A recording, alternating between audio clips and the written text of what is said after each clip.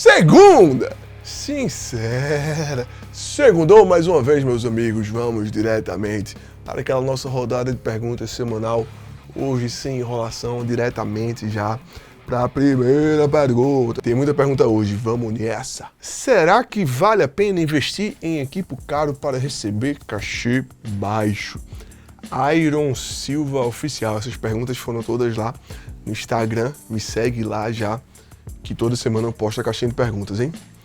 Então, velhão, esse lance, eu entendo de onde é que vem essa equivalência que muita gente faz, né, velho? Eu vejo muita gente se questionando disso daí que você falou. Pô, não tem sentido, né, você levar equipamentos de milhares de reais pra receber um cachê de 200 conto. Não tem sentido nenhum, né? Mas então, se a gente for levar essa mesma ideia, esse mesmo questionamento pra qualquer outra área da vida, eu acho que assim, qualquer coisa na vida da gente, que a gente for comprar, que a gente for consumir, que faça uma função além da essencial, o preço que a gente tá pagando, pelo menos eu não acredito que é pensando em ter necessariamente algo em troca, tipo aquele valor em troca. Na verdade, a gente tá comprando algo que vai saciar a nossa vontade, nosso desejo, nos trazer mais conforto e mais prazer, saca? Desde, sei lá, uma comida que a gente sabe que um prato de arroz com feijão vai trazer os mesmos nutrientes de uma comida mais requintada, mas é muito mais interessante, muito mais prazeroso a gente comer, ter uma refeição incrível e bem preparada e com várias sensações, vários sabores. Enfim, deu pra entender o que eu estou querendo falar, né? E na música, pra mim, é a mesma coisa, velho. Quando a gente paga, um instrumento, quando a gente compra aquele instrumento dos sonhos, quando a gente compra aquele equipamento que a gente sempre quis ter, é pra tirar um som pra gente, saca? É claro que a gente sempre quer entregar o melhor som possível pro público, tipo, a melhor forma de traduzir o que a gente tá tocando pra galera. Também significa equipamentos melhores e tal, mas isso bate no teto, né? E quando passa desse teto, do essencial, né, do confortável, tipo, o som já tá massa, já tá confortável chegando na galera, a gente tá satisfazendo uma vontade da gente, saca? Por isso que toda vez que eu falo aqui sobre diferenças ou em guitarras ou em qualquer tipo de equipamento que vão fazer de fato diferença no som, eu falo muito mais sobre a experiência que a gente vai ter ao manusear aquele equipamento do que na diferença sonora final de fato, saca? Porque afinal a gente sabe que, sei lá, uma guitarra de 40 mil reais, 90% desse valor não vai ter diferença sonora final, saca? Mas se o cara quer gastar 40 pau na guitarra, deixa o cara gastar, pô, fica à vontade aí. Agora, aprofundando mais um pouco nesse questionamento dos músicos em si, eu me preocupo muito mais do que tá por trás dessa reclamação, do que da reclamação em si. Quando você reclama de um cachê, é porque você tá achando aquilo injusto. Mas aí quando você correlaciona essa injustiça com o valor do seu instrumento, eu acho que é misturar um pouquinho as coisas, saca? Eu acho um pouquinho confuso isso. Porque o que será que tá sendo desvalorizado de fato? É o instrumento que você estava levando ou o seu trabalho em si, saca? Pra mim, o problema dos cachês baixos, eles são muito mais correlacionados com a desvalorização do trabalho em si do que do qualquer equipamento que você tá levando ou deixando de levar, saca? Pra mim, essa problemática é muito maior. E às vezes termina se perdendo nessa questão que, ao meu ver, tem menor importância, né? De você não querer levar um bem precioso e bastante caro para receber uma grana que não vai compensar. Mas compensar o quê, né? Compensar aquele trabalho, saca? Pra mim, o problema é muito mais esse. Principalmente nos dias de hoje, com, enfim, tecnologias atuais e avanço da industrialização e dos conhecimentos, que a gente sabe que é muito mais fácil e muito mais barato tirar um puta som de, por exemplo, guitarra, do que já foi antigamente, né? Essa diferença de preço é muito menor no resultado final incrível. Todo mundo sabe disso, né? Mas aí, falando uma opinião pessoal, eu realmente não tenho problema nenhum em levar equipamentos caríssimos para qualquer tipo de local. Até porque quem já tocou em banda autoral sabe que principalmente ali no começo a gente toca em locais extremamente sinistros, né? E geralmente levando o máximo de equipamento possível porque você quer se expressar, né? Expressar a sua própria música, então você precisa levar o máximo de equipamento possível para ter o melhor som possível, saca? Às vezes você termina pagando para tocar e realmente não vejo problema nenhum nisso. Para mim o problema real é a desvalorização do trabalho em si, não do instrumento musical que é levado no dia, saca? E eu acho importante pontuar isso para que a gente preste atenção no que de fato importa, beleza? Próxima pergunta. Como conduzir o aprendizado da guitarra? Técnicas, tirar música ou um misto dos dois? João Paulo GTR, velhão, essa pergunta ela é bem complexa, porque, por exemplo, no meu caso, eu tive alguns professores de guitarra, mas eu só fui realmente sentindo que aqueles meus conhecimentos que eu estava adquirindo estavam tomando forma quando eu fui tocando com banda e tirando uma porrada de música, né? Tirando repertório de diversas bandas diferentes. Foi a época que eu mais senti a evolução, que eu senti que eu mais aprendi como tocar, como me portar, saca? Com instrumento, como tirar som. Mas coincidentemente, dia desses, eu tava vendo uma entrevista com o Eloy Casagrande, lá no Amplifica, o podcast do Rafael Bittencourt, do Angra, e ele falou que ele enxergava essa questão de focar muito no repertório como um problema, saca? Que é uma metodologia que vem sendo muito aplicada, professores repassando muito repertório para os alunos, ensinam eles a tocar músicas específicas, mas eles não sabem a técnica do instrumento básica para meio que conseguir tocar qualquer música, né? E essa semana eu fiquei, coincidentemente, né? Você mandou essa pergunta de ontem para hoje. Essa semana eu tava castelando, tava pensando bastante sobre isso, porque no final das contas eu acho que é uma junção das duas coisas, saca? Eu vejo a motivação que, enfim, escolas de música incentivam o aprendizado de repertório, que é realmente para tornar mais interessante, né? As aulas. Nem todo músico quer se tornar o melhor baterista do mundo, como o Eloy Casagrande. Às vezes a galera só quer tocar mesmo, então para manter o interesse é interessante, né? Manter o interesse dos alunos é interessante que você passe bastante repertório para que eles possam transformar aquele aprendizado numa interação, né?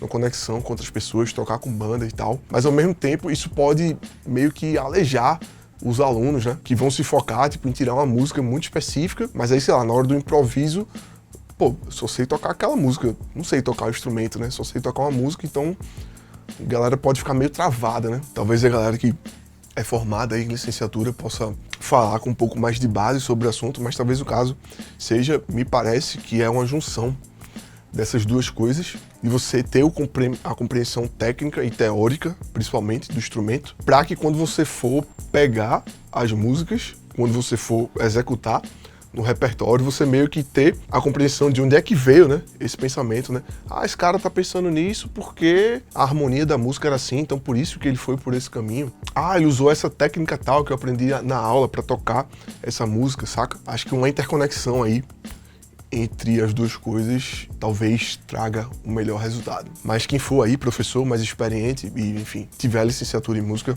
por favor, comentem aí embaixo, que esse é um assunto que eu acho interessantíssimo, velho. Até porque eu tô sempre, constantemente estudando, procurando novos assuntos e novas coisas, e novos sons, novos timbres. Tenho voltado a revisar, estudar bastante teoria musical, então pra mim é um assunto que vai ser pra sempre interessante, porque eu acho que eu nunca vou parar de estudar guitarra. Próxima pergunta. Acho o Strato HSS Humbucker Single muito versátil, porém me incomoda um pouco a diferença de ganho. O que fazer? Então, Ricardo Vasconcelos, eu acho que a primeira coisa que você tem que fazer é checar a altura dos captadores. É uma coisa que muda muito, mas muito mesmo, o ganho das suas guitarras, o ganho final, né, dos captadores. Aqui, nessa minha Strato, na clássica aí do canal, que é exatamente, né, Humbucker Single. O Humbucker, ele é levemente um pouquinho mais rebaixado em relação os dois singles, apesar desses dois singles terem uma saída relativamente alta para single. Esse aqui é um PAF de 36 anos, comemorativo da Dimarzio, e esses dois aqui são Dimarzio Heavy Blues. São captadores que, se não me engano, são de bobina dupla, então eles têm cancelamento de ruído e conseguem ter uma saída maior sem ter esse chiado. Mas assim, são 3 captadores que não tem uma saída muito alta, saca? Então depois do passo de checar a altura dos captadores, se isso não resolver, velho, aí você realmente vai ter que ir atrás de trocar os seus captadores. Mas antes disso, dá uma tocada em algum instrumento de algum amigo teu que considera que é bem balanceado o instrumento dele, porque querendo ou não, o single, ele não vai te dar todo o corpo, né, que um humbucker vai ter, e por mais que tenha um ganho parecido, a facilidade de executar as notas, executar os fraseados de um humbucker nunca vai ser igual de um single, saca? O single, ele é muito mais percussivo, tem muito menos corpo, muito menos chão, então é sim um pouco mais difícil, você tem que lutar um pouquinho mais com o instrumento pra extrair o som dele, saca? Então mesmo tendo um ganho parecido, você vai ter sim um pouco mais de dificuldade pra tocar no captador single. A outra guitarra que eu tenho assim também, né, que é humbucker single, é a Tajima, que tá um pouco aí sumida do canal, porque ela tá na minha casa. Eu gosto muito de tocar nela, então sempre deixo ela em casa pra tirar um som. E ela tem os captadores do Andy Timmons, que no caso são, o da ponte é o humbucker, né, do Andy Timmons, e os outros dois são Cruiser, do DiMarzio, que já são um pouquinho diferentes, né, ele tem aqueles rails duplos, né, mas eles têm som de single, é bem instalado o som deles. Não é um som de single tão clássico, saca? Mas acho até que eles são até mais balanceados, o ganho deles em relação a essa minha extrato daqui. Mas é basicamente isso, velho. Altura de captador, se não resolver, busca trocar o captador. De repente o humbucker com a saída mais baixa, saca? Pra compensar isso daí. E você adicionar o ganho que tinha anteriormente em algum pedal. E é isso, altura ou, infelizmente, mudar o captador. Ou se acostumar, né? Porque realmente o single vai ter menos punch, beleza? Próxima pergunta. Qual o melhor captador da Seymour Duncan ou DiMarzio que você já usou? Na sua experiência, claro. Então, Oliveira Blues. Eu sou um cara muito de captador de média saída, média ou baixa saída, porque eu gosto de ter espaço para timbrar, saca? Eu já tive na minha Les Paul. Essa Les Paul aqui, ela originalmente era com captadores AMG, que tinha um som irado, tá?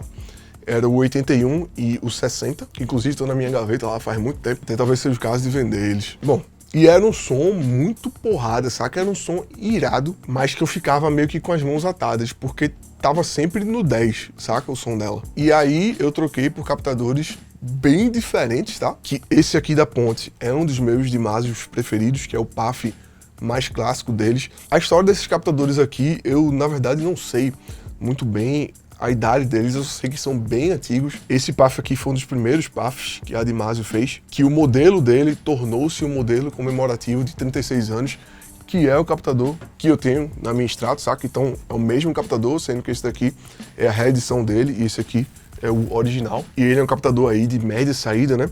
E aqui no braço é um Gibson 490R. Os captadores da Gibson são excelente, velho. Eu gosto muito também do 498, sendo que ele é muito buchudinho, muito grave, saca? Eu queria um captador mais abertão mesmo, por isso que eu fui no PAF. E o 490R, no caso da Gibson, ele tem mais ganho do que o PAF, então aqui ele tá consideravelmente numa altura mais baixa do que o PAF, aqui na ESP, para compensar essa diferença aí de ganho.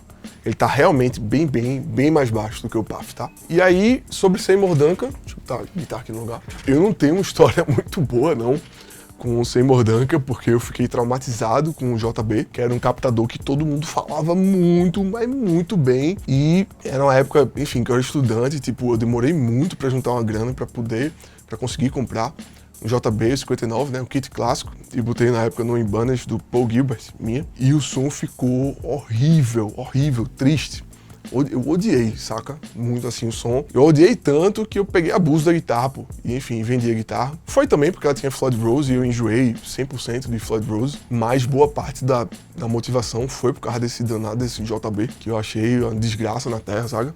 Mas eu amei o 59, que é o meu captador favorito da Seymour Duncan. Inclusive já tive ele Little 59, né? O captador da Tajima era um Little 59, antes de eu trocar pelos captadores do Andy Timmons. E é um puta som Little 59. Já tive ele uma tele também da Condor, enfim. É um captadorzaço. Se você botar 59 na ponta, 59 no braço, vai ficar muito som, saca? É um excelente captador. E tem um jogo do Andy Timmons, né? Os 3 DiMarzio aí do Andy Timmons, que eu acho excelentes também, se completam muito bem. Tem um som instalado, tem um som bonito, tem um som grave, tem um som gordo. O da ponte é bem gordão, saca? É bem médio, né? Bem gostoso de tocar. As notas cantam. E o meio do braço, os Cruiser lá do Andy Timmons, tem um som instalado, mas trabalham muito bem com alto ganho, saca? Tem um ruído baixíssimo. E tem os Heavy Blues, né? Da DiMarzio. Eita, tá errada. Que são os captadores aí da Strato, que tem mais som de single, tem um som mais instaladão e não são ruidosos também. Assim, realmente tudo que eu testei da Dimásio sempre foi apaixonante, saca? E eu tive esse trauma aí com o JB. Coincidentemente, tipo, boa parte dos timbres que eu sempre curti vieram de guitarristas que usavam Dimásio, Joe Satriani, Andy Timmons e tal. Então eu terminei sempre indo aí por essa onda. Mas claro que a Seymour também é sensacional, enfim. Mas se você quiser uma dica, um captador que vai dar certo com certeza, esse PAF da Dimásio, que é o 36, a versão de aniversário dele de 36 anos, o PAFzão. Esse realmente é um captador que é infalível, que ficou incrível tanto na minha Strato quanto na Les Paul. E o Seymour Duncan, o 59, velho. O 59 realmente é muito lindo, tenho saudade de ter uma guitarra com o 59, principalmente o do 59 na ponte, é muito, muito, muito som. E o 59 no braço. Inclusive o 59 de ponte no braço também é massa, como o Dimebag usava. Fica bem, bem, bem agudão, fica irado também. Próxima pergunta. Fala, Lucas, tudo beleza? Espero que sim. Faz mais conteúdo pra galera das 7 cordas, sou fã do canal. Então, RBL Ghost, abração pra você também, meu velho. Então, eu tive uma época muito, muito grande assim, né? Tocando com afinações baixas. Eu comecei a tocar esse negócio de afinação baixa, colocando jogo de 7 cordas na minha Les Paul. Foi uma coisa que eu fiquei muito fissurado. Compus algumas músicas nessa linha de 7 cordas, meio gente, meio bem, com bastante formação. Tem até, né, o primeiro single instrumental que eu lancei é uma música que começa, né, e que se baseia bastante nos riffs de 7 cordas. Mas aí o que rolou foi que o meu disco instrumental, que era para ter sido lançado aí no ano da pandemia, em 2020, ele foi, né, 100% morgado pela pandemia, e o meu interesse foi mudando, saca? Então eu terminei deixando um pouco de lado as 7 cordas. Mas eu tô tentando aí executar a missão de lançar pelo menos um EP instrumental, 3 ou 4 dessas faixas do disco, que são faixas mais complexas e tal. 2 delas tem muito riff, uma porrada de riff de 7 cordas, dessa Ibanez aqui. Tem também alguns riffs que eu fiz com a Schecter, que tava com EMG, e eu pretendo fazer um crowdfunding aí no meio do ano para conseguir finalizar esse EP, saca? E aí, invariavelmente, eu vou trazer bastante conteúdo de 7 cordas, porque a gente vai passar a falar bastante sobre o assunto por causa do EP, né? Mas é isso, espero que eu consiga concluir essa missão. Se rolar, vai vir bastante coisa sobre 7 cordas. Beleza, beleza? Foi isso aí. Esse foi o Segunda Sincera. A última pergunta de hoje. Muito obrigado a você que ficou até aqui. Não se esqueça de escrever uma porrada de comentário aí embaixo. Como sempre, quanto mais você comenta, mais o YouTube divulga o vídeo, que é massa pra mim. Eu agradeço bastante. Não se esqueça de se inscrever no canal, deixar o like. E se quiser apoiar e ajudar mais ainda, torne-se membro. Clica aí em Seja Membro. A partir de R$5 você já pode ajudar ao canal ter uma vida longa e próspera. Beleza, beleza? Valeu, até o próximo vídeo.